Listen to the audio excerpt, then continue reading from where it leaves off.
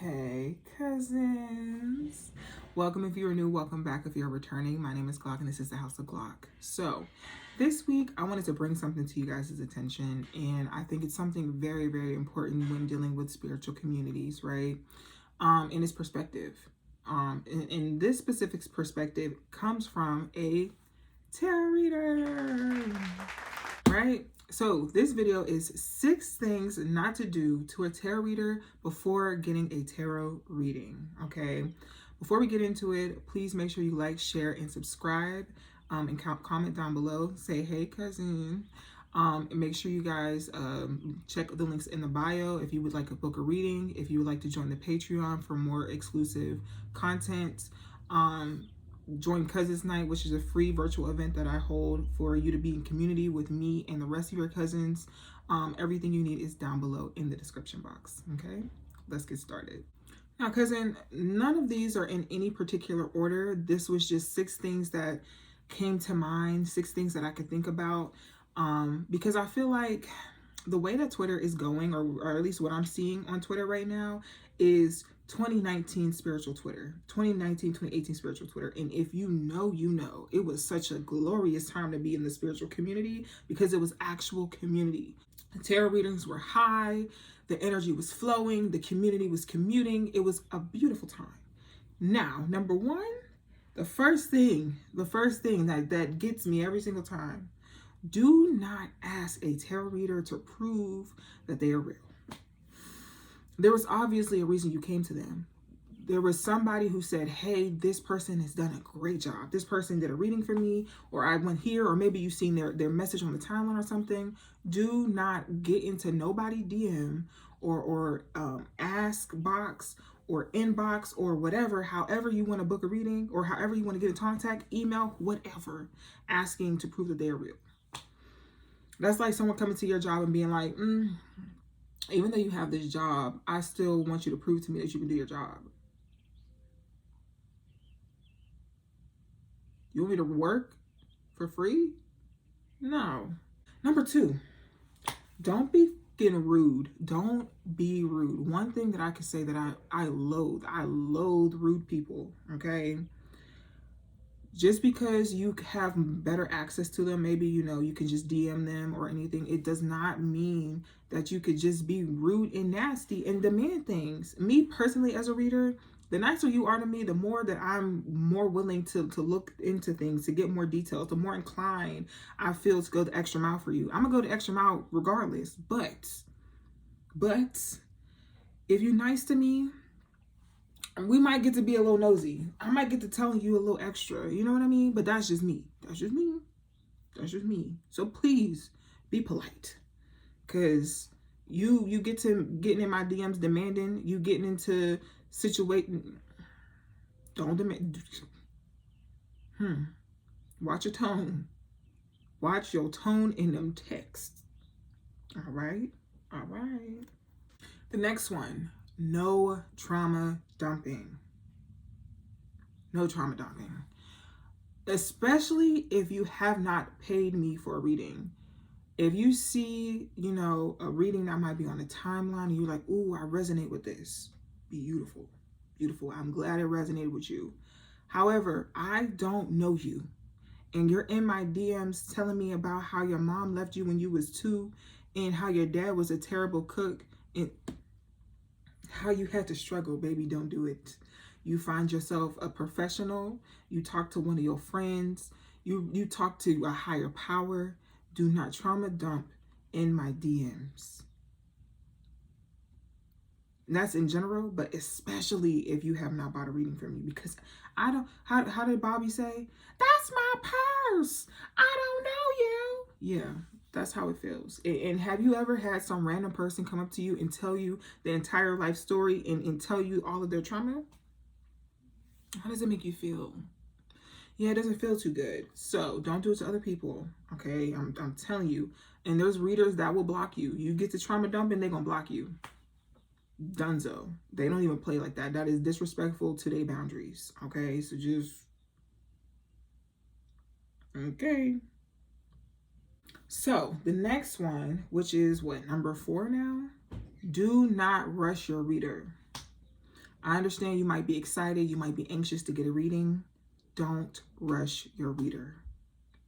Don't rush your reader. Please be as patient as possible when responding or waiting for a response back from a reader, because you never know what they have going on.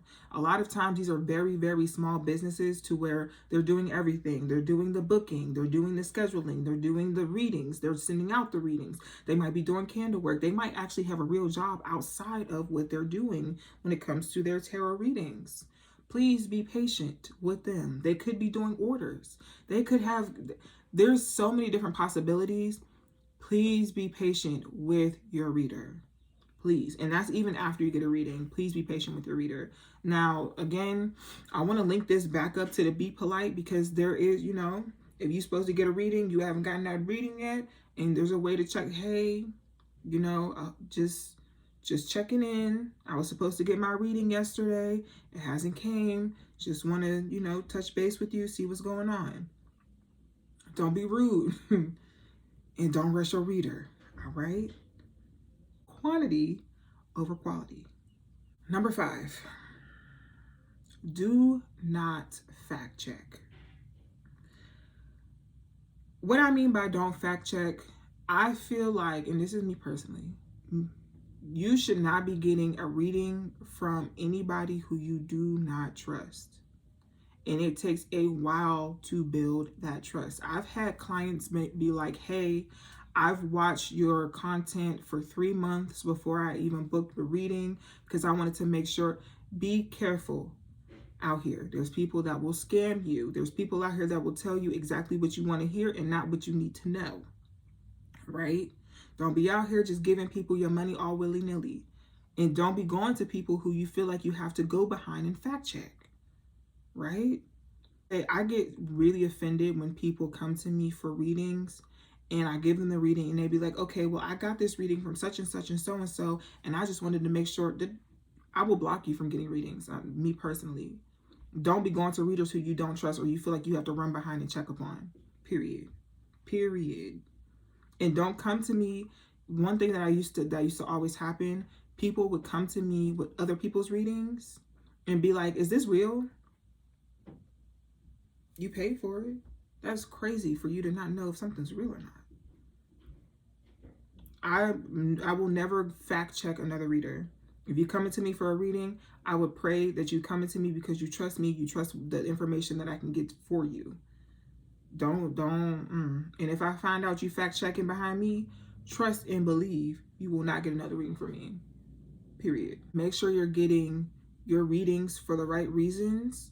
And not just because you just need to know the answer, or you might, because it's very easy to get in this cycle of being addicted to readings. Make sure you're getting your readings for the right reasons. Okay? All right. The last thing, do not ask for no discounts. If you see that a reader has their prices posted, either you have the money or you don't. A lot of readers that I know, they hold discounts, they give codes out for discounted readings. But I can assure you, me personally, I get so offended when people ask me about discounts, because I feel a type of way charging what I charge, but I know that I need to charge it because capitalism, like we... Unfortunately, me personally, if I didn't have to pay bills, if I didn't have to keep myself afloat, I wouldn't charge. But I gotta live. You're not gonna go to work and work for free. Even though I love what I do, but I need to make money. So asking me for a discounted price, to me personally, is offensive. Search through their page, sign up for their email list, because there's not one reader that I know that doesn't hold discounts. Like, every single reader that I know gives discounts in some way, shape, or form, and you need to be subscribed to them in their email list, or even just paying attention to their social medias, because sometimes they have surprise sales. But asking me for a discount for a full reading is just, me personally, it's offensive. Don't do it. Every penny counts. You will see a lot of readers saying, like, this is final. Make sure that this is what you want. All sales are final. You will not be getting a refund. So I say all that to say, respect the cost. Because we work very hard. We've done a lot to be in the position that we're in. Okay? All right. All right, cousins. That is the 6 things that you should not do to a tarot reader before getting a tarot reading from them. Okay? I hope this helps. I hope this brings you clarity. Send this to someone who you think might be wanting to get their first tarot reading, because I feel like this is something that they should know or should be aware of, because some people get in here and they be trying to treat readers like it's a corporation, and this is not a corporation. This is a one-on-one, honey. And these tarot readers do not go by corporate rules. They will get, I know of some, I won't say I know them. I know of some. I've heard stories through the grapevines. And a lot of readers aren't just tarot readers. They come from a specific spiritual or religious background, and they're very big on their boundaries, and they don't mind cussing you out and blocking you. Yeah, so be careful. All right. Okay. I love you, cousins. Again, put a hey cousins down below in the description, in the comments. Jesus. And I can't wait to see you in the next video. I love you. Bye.